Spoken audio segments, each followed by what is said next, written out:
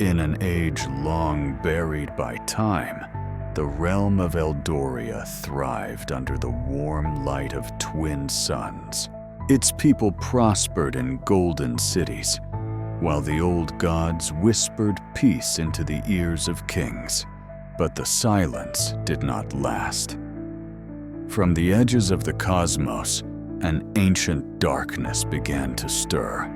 An entity born from the death of stars and forgotten by time itself. It called itself the Hollow Creed.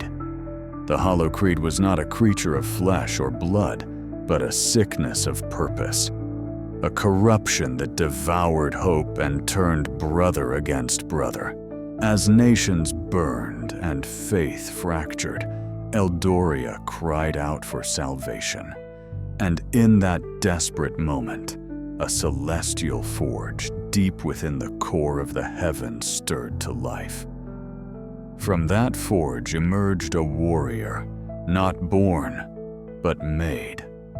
Clad in armor gilded by starlight and bearing the crest of an eternal flame, he descended upon the war-torn world.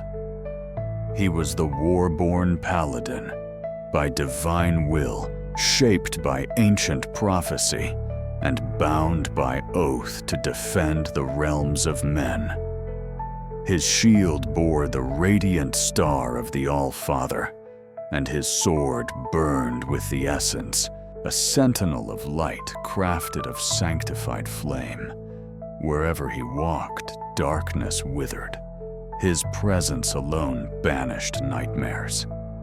Yet he was not a savior for adoration. He was judgment made manifest. Those who stood against light found only dust. The conflict was not simple. The Hollow Creed seeped into thoughts, into memory, infecting the innocent. Cities fell not by force, but by betrayal. The Paladin understood that he could not simply fight an enemy of shadows with steel alone. He needed conviction. He needed to become more than a warrior. And so began his sacred crusade, an odyssey through broken lands and ruined temples, seeking the lost relics of light, buried long ago by ancestors who feared their power. Every step he took brought echoes of the past. Families torn, empires lost. Gods who once wept for humanity now silent. Years passed. The Warborn Paladin journeyed across desolate plains where nothing grew, through frozen wastelands haunted by whispers, and into the depths of ancient catacombs beneath forgotten mountains. He was tireless, his golden armor never dimming, his flame never fading. In the ruins of Etherion, he uncovered the Lightwell crystal, an artifact of such purity that it blinded the corrupted who dared to approach. Embedding it into his shield, he gained the power to reflect the Creed's illusions back upon itself, unraveling its influence in towns he once could not save. In the deep forests of Varn, he faced the verdant Maw, a beast once a druid king, now transformed into a tendrilled horror. The Paladin struck with fury, not for revenge, but to liberate what remained of the king's soul. And when the beast wept its last, flowers bloomed again. With each battle, The Paladin grew stronger. But the Hollow Creed adapted. Its corruption evolved, turning to poison the very land. Forests turned to ash, seas frothed with malice. And then came the eclipse, the day the suns went dark, and the Creed unveiled its final avatar.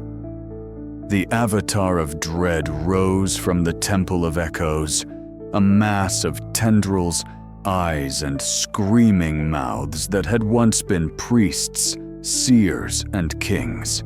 It towered over mountains and cast a shadow so wide, whole cities vanished beneath it. The Warborn Paladin stood alone before it, the last light of Eldoria. Their battle raged for 7 days and nights, shaking the skies and scarring the earth. No being had ever fought the Creed face to face and lived. As the Avatar roared and darkness surged, the Paladin drove his blade, now burning white with the full light of the relics, into its heart. The scream shattered mountaintops. But the Creed did not die. It recoiled, fractured, and vanished into the void between realms. The battlefield was silent. Fires flickered in the ruins. The twin suns returned, weak but present, and their first rays revealed the Paladin kneeling, his shield shattered, his armor cracked, but his spirit unbroken. The survivors gathered, those untouched by the Creed, those newly freed from its grasp. They whispered stories of the warrior who burned brighter than the heavens. They built shrines of stone and silver where he last stood.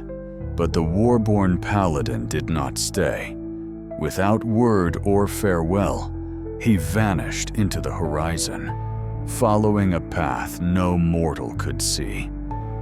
Some say he returned to the stars. Others believe he walks the earth still, guarding unseen thresholds. In the years that followed, Eldoria rebuilt. Temples rose where ruins once lay. Children were born who knew not the touch of fear. Yet deep in the hearts of all, the memory of golden light endured. To this day, when storms rage, or when shadows creep into corners of the soul, the people remember the Warborn Paladin. They speak his name not with reverence, but with strength. He was no god. He bled. He broke. But he never yielded. He reminded a dying world that hope is not a gift. It is a burden we carry, a fire we must protect. Statues of his form rise not only in cities, but in the wilderness, standing alone like sentinels.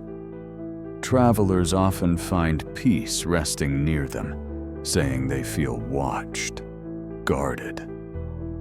Some say the Hollow Creed still lingers, thin as a whisper, waiting.